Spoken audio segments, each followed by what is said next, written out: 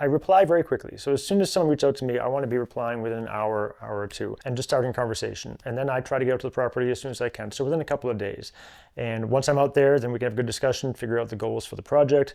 My turnaround time that I aim for my quotes is 24 hours. So once I'm on your property, 24 hours later, you should have a quote in hand or a quote by email that lays out. Oftentimes I'll give some options as well. So we had a property recently where a homeowner said, I have a budget and I want to make sure that I don't go over that budget. I've got a lot of stuff I'd like to do.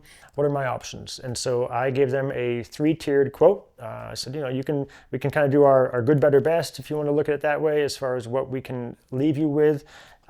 We can do things in phases. So again, working with homeowners is one of my favorite parts, to try to figure out the real scope of the project.